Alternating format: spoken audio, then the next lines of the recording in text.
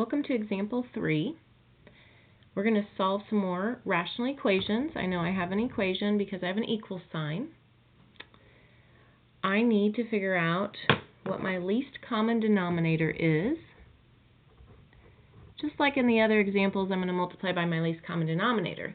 This time, you have to be very careful because this one's x plus 2 and the other ones are x minus 2. So my least common denominator is going to be x plus 2 times x minus 2.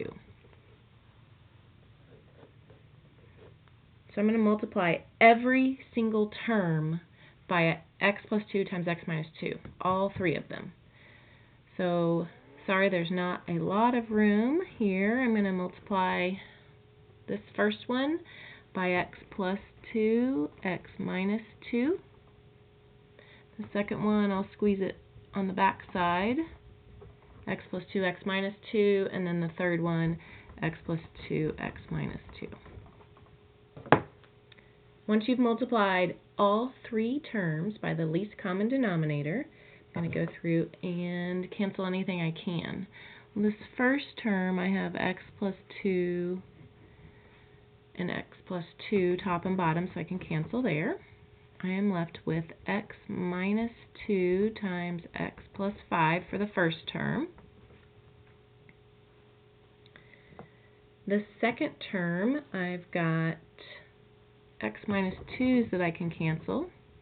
So I'm left with 7 times x plus 2, that quantity. And then the third one, I can cancel the x minus 2's, and I'm left with 7 times the quantity x plus 2.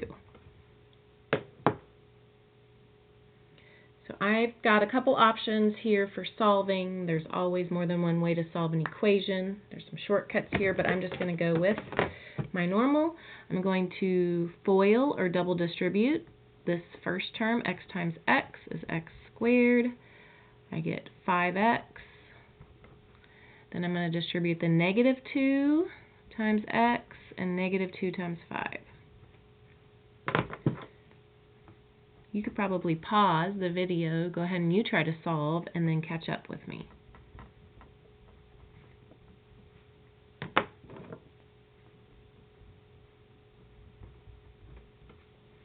We could combine all sorts of like terms, but you honestly notice that these are the same. So I could subtract 7x and subtract 14 there. I could do that. I might save some time doing that. You might think this, or I could just combine all the like terms here, either way. I'm going to go minus 7x minus 14, minus 7x minus 14. So I'm left with x squared plus 3x minus 10 equals 0. I just combine those right there.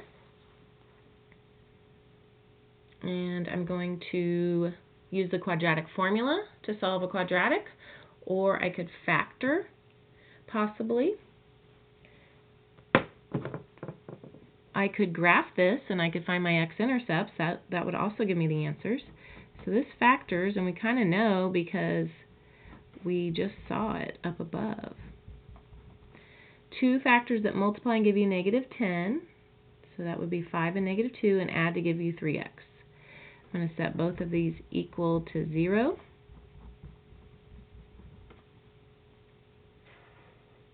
And if I solve, I'm going to subtract 5, and I get negative 5. And add 2, I get 2. I'm going to circle these, but I need to also think about what were my answers that I shouldn't have at the very beginning. Remember, this denominator was x plus 2, and these other ones were x minus 2. So what were some answers I couldn't have that would cause my denominator to become 0? That would be negative 2 or positive 2. So this one right here is an extraneous solution. I cross it out, and my answer is only x equals negative 5. Might need to rewatch that video.